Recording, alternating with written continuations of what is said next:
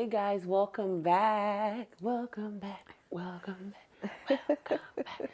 So, y'all, I know you see this beautiful woman next to me. I am so excited to introduce y'all to her, but y'all know what we got to do first.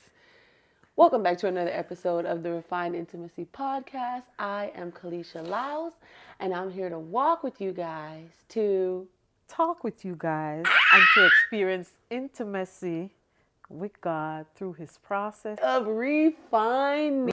Was not expecting that. Girl, you came I'm prepared. your number one top fan. Oh, sips tea. It's hot though. Okay, y'all. So I have sitting next to me my mom, my mama. I have so many names for her. Ma, mommy, mama, mom, mom. And then we have Nana, Nana Cedar, Nana Banana, Salome Flores. You got my sweet dumpling. I be feeling like honey bun. my honey bunches, my honey bun buns. So this is my mom, guys. I'm sharing my mom with y'all, so y'all know we go together. We go together. I'm over here sharing my mom with y'all. So before we dive into the topic, Mom, I wanted to get you on the podcast for two things. Okay, one of the things is that I feel like I'm learning, or I have learned a lot about your life in my older years. And I just wanted to give you a space to like talk about your childhood, how you grew up. I feel like I learn something new every time you tell me these stories. You know, you say you're the number one viewer, so you already know we're gonna start off in your business. We gotta know who you are first, and then we'll dive into our topic. And honestly, Mom, is like when I was praying this morning, I feel like the Lord is like, we'll just see where this goes. Because I have a topic, we have a topic in mind, and we may touch on that, but it's really just conversational. And then we'll see what the Lord does from there. How's that sound? Let the Holy Spirit leads. Yes, and I don't know if I fit talk Creole or if I fit talk Mix it American. up. Mix it up. Mix it up. You heard it here. Nana said it. Mix it up. So if you want to broke out your Creole, we could broke out with Creole. And then we could go back to American American friends. To English, yeah. To English, not to our American. That's the people, not the language. Yes. Got it. Okay. But yeah, I just want to give you the floor, Nana. Tell us a little bit about who you are. My name is Sharon Flowers, the daughter of Edwin Flowers, now deceased. May he rest in peace. So I was born in Belize, Central America, and I remember when I was probably like 5 years old when my dad had taken me and my brother to like this house. We didn't have our mom, so he took us to this house, and this elderly lady was taking care of us, and she was really sweet. She took care of us. She took us to school. She made us food. It was really nice. And like I think when I was 7, I witnessed her passed away. She told me to go and get some clothes from off the line. You know, in Belize, we wash in a tub and then we paint the clothes on the line. And then she told me, go check the clothes to see if it's dried. So I took my little basket and my stuff. And by the time I came back upstairs, she passed. And that was like devastating to me. So I grew up like from house to house because my dad like paid people to take care of me and my brother Dean. And we from there was like we just didn't know our mom. And by the age of like 16, then I got to know my mom. Actually, like my dad didn't really wanted us to know my mom, because I don't know what was his thought process, but my stepmother took us to meet our mom on the street. She was eating out of the trash. Then I get to find out that she was schizophrenic. She had schizophrenia, and she couldn't take care of us. And that's when I found out that this is the reason why I didn't have a mom. So we'll just start there. Wow. Growing up in Belize, it was mainly you, your dad, and our Uncle Dean. So you did mention that your stepmom was the one that introduced you to your Yes, shout mom. out to Miss Irene Ruby Chavis. Chavis. Hi, Miss Irene. So it was you and Uncle Dean, and then you guys end up having a stepmom, and then you end up Yes. having other siblings. So let's Yes. talk a little bit about what that experience was like. That was well, I think I was 16, and then Miss Irene, told my dad that she wouldn't mind taking care of me and my brother Dean. So she already had 3 kids with my dad, and then she told him that, to get us. So that's 5. So that's 5 kids in all, and I just thank her for that, because I don't know where we would be after that last family that we were at.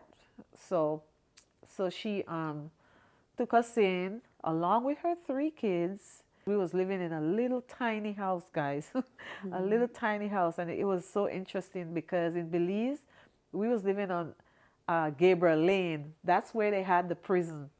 The prison, our little thatch house was here.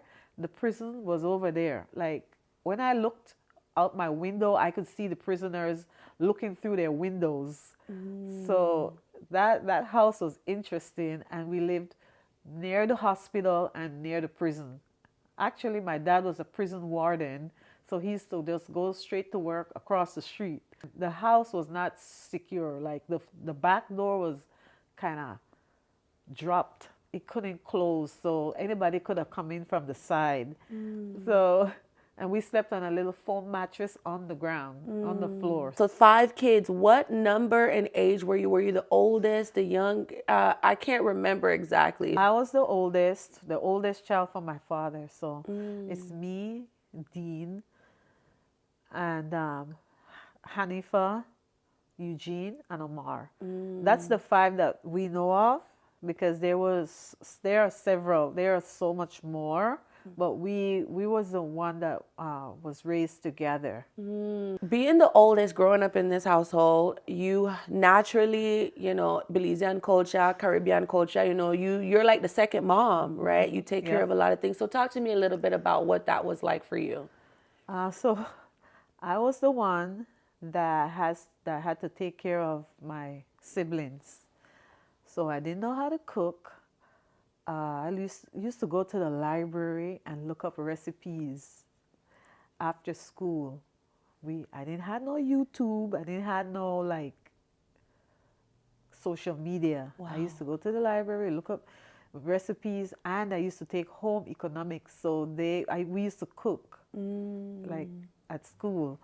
So I learned how to cook. I learned how to take care of my siblings. I made food. I washed. I cleaned. And the neighbor, I used to wash his clothes, and then he used to pay me. So he was a ambulance driver. He used to drive the ambulance for the hospital. Wow. So I used to wash his clothes, and I used to make my little money on the side and get my little necessities. And Wow. So you've been, in a sense, like taking care of people and like, doing these really manual labor type of work since you were, how old? What was that, 16? 16. Wow. Okay. So let's dive a little bit into, because I think this is around the age where church kind of came into the picture, the Lord kind of came in. So let's talk a little bit about your introduction to God. Okay, so before this, I want to go back a little bit. Sure. So before my introduction to God, my stepmother used to wake me. I'm the oldest, so she used to wake me up early in the morning, 5 a.m., maybe 4 sometimes, to go to the mass, the Catholic mass. So she taught me the rosary. She taught me how to pray the Psalms. Like, she would say Psalms 4 when you have a test, or you say Psalm 23 when you feel scared, or say Psalm 27. Like, I know these Psalms like like the back of my hand. Say Psalm 91 when you're scared. Like, and I learned them in the King James Version. And That's the only thing I knew. Like all I did was pray the Psalms and the Rosary. And then she was in and out of the different religions. So one time she took me to do the to go to the uh where they chant, Oh, like the the Buddhist mosque? the Oh, Buddhist temple. Buddhist. And so I would take the little chain, the beads, and rub it around my hand.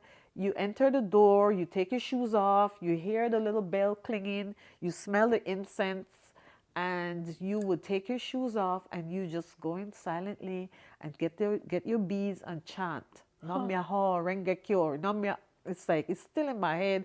I don't want to remember it, but it's there, you know.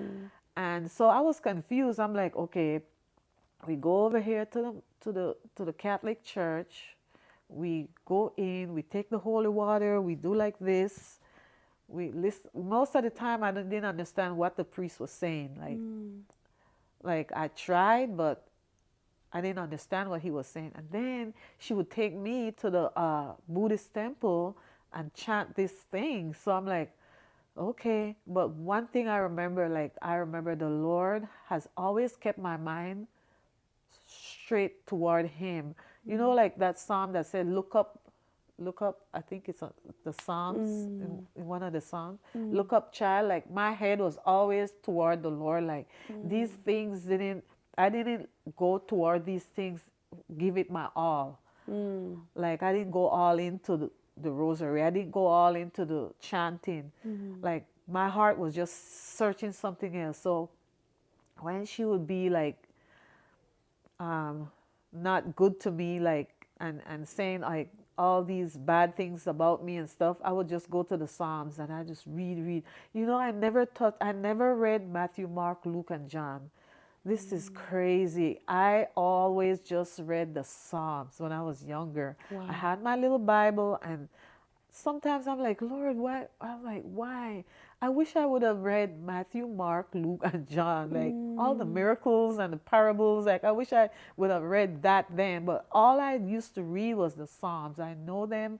I used to just love them. I put my Bible under my pillow, and I was just loving David, King David, you know? Wow. That is amazing how really throughout your childhood the Psalms kind of sustained you. What was your introduction then to like a non-denominational faith? How'd you get Okay. there? Okay, so I lived on Gabriel Lane, and then it turned into a street called Queen Street. And then right on the corner there was a Baptist church. I was walking past there one evening, and this young lady, she invited me to church. And she said, we have youth meetings and on the Fridays, and you should come. And I'm like, okay.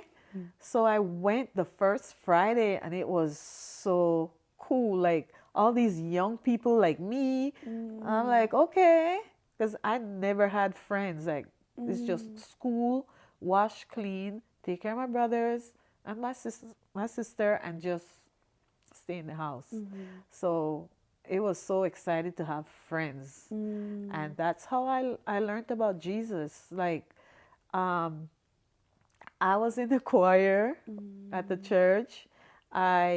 We attended so many different churches and different youths, and that's how I met Jesus. And then I started to go to church on Sunday mornings with them, and it was community for me. Community was everything. And I just got so connected with the pastor, his wife, his children. Like everybody liked me. I liked everybody. It was so amazing. I decided to give my life to the Lord, and I just told them like I'm ready to get baptized. And I got baptized over there when I was 17 years old at Queen Street Baptist Church. Wow. Now you're living in a home where the beliefs are kind of open. We're kind of dabbling in different denominations, different religions even. Was your newfound faith accepted at home? What was that like? That was accepted at home because no, my dad didn't pay no attention to me what I was doing. My stepmother didn't pay no attention to me. So I kind of got away with going to church, but just church. Okay. Go to church. I couldn't go anywhere else. So that was accepted. I was okay. My dad was okay with that. My stepmom was okay with that. So I went to church daily, on the regular, Bible study, everything. So now you're 17, you accept the Lord as your Lord and Savior, you're walking this thing out. What does life look like from there? Because I know that there is a transition that happens where you do end up moving out of your stepmom's house, and you have my older brother. So between 17 to that, what's going on in that time period? Ooh. Well, after that, like my walls came crashing down, like totally. There was some things that happened with my home life and the church, and it was all lies. So I decided to, at 17, I decided to just take some pills that I saw in a roundabout in the house, and I just took them because I was like, this is like all lies. Like I couldn't believe it. I just took all of the pills that I found in the house, and it was my brother that found me, and the same ambulance worker that's my neighbor, he took me in the ambulance and took me to the hospital. And that's when I was separated from my dad, from my stepmom, from my dad, and the pastors was involved, and they were like, you cannot go back home. You, like, they told the doctors that I cannot go back home because they knew the story, they knew what happened, and I cannot go back home. So my dad decided that I would live with my uncle. So I went and lived with my uncle Selvin for maybe a year. And that's when I met, not found, that's when I met my first boyfriend. So that's when I had Vernon, Kalisha, and Nikisha. Wow. So wait, hold on. My dad was your first boyfriend? Yes. Wow. Okay. So when you say that's when you met, we're not going to skate past that story. What happened? What were you doing? So I met him at the library, and he was really charming. He had all the words, and me being without a dad and just trying to find love in all the wrong places, I attached to him really fast, really quick. So it was like overnight. Ooh, I like him. Yeah. Used to write him little love notes and stuff, and so every day after school he would meet me at the library. Got it. So you get into a relationship with my dad. You begin to have children. What is home life like? You want the all of it? It wasn't I mean, glamorous. I know it wasn't. I know it wasn't glamorous. And I can't you remember a happy time. Stop. When you first moved in, it wasn't happy when you first moved in. That's when he just left me for weeks. Okay, just tell the truth. Okay. I mean, yes, mom. If you whatever you feel comfortable with saying, you know what I'm saying? It's Alrighty. not because you're saying it respectfully, but it's also a part of your story. So now you move out with my dad. You guys are living together. This is your not only your first boyfriend, but your first time living with a man. When you moved in, had you already had my brother or myself, or did you move in before you started having kids? When I moved in, I was pregnant with Vernon. Got it. Okay. So now you're moving into a whole new situation. How do you know how to even be like, because basically you're functioning like a wife without being a wife. How do you even know what to do, how to be in that situation? So I already know what to do, like how to take care of a house, and because I was doing it since I was maybe 14. Well, I was doing it way back when, because I didn't tell the story about when after the lady passed away, my dad had us in all different, like 5 more homes, and that's where they treated me like Cinderella. Like I was their maid. So I learned how to take care, clean I was their little maids, you know. So when I moved in with your dad, it was like autopilot in Got my it. So you brain. already knew what to do. Yeah. But home life with him was he would leave me at home and then he don't show up till like a week later. Whoa. Like I don't know where he'd be going. So he would like just leave and I'm like at home hungry. I had a job that he helped me get because he was like big in politics and with the government. So I got this job where I was at the we call it licensing authority, where we call it DMV in America. So I was like I had an office job, but home life was really lonely with my pregnancy and my kids, all three kids. Like he would leave me. And shout out to Miss Amelia, my neighbor. She used to feed me. She's Nikisha's godmother. She's close to my heart. So yeah, it was rough. Family home life with your dad was rough. We was engaged. Okay. So he gave me your grandma ring. So I was like, okay, I'm engaged. I used to wear it, but it didn't mean anything because I don't know what he was doing. Yeah. So in those moments, was it a thought? Because I know at 17 you had given your life to the Lord, but I also knew there was a lot of different religions you were introduced to, and also a lot of different spiritual practices you were Yes. introduced to as well. So were you kind of leaning towards any of those in that time? I'm so grateful that God just kept me because my stepmom used to practice voodoo and she would light candles and put my dad's name on it, put our name on it, and I don't know what she was doing.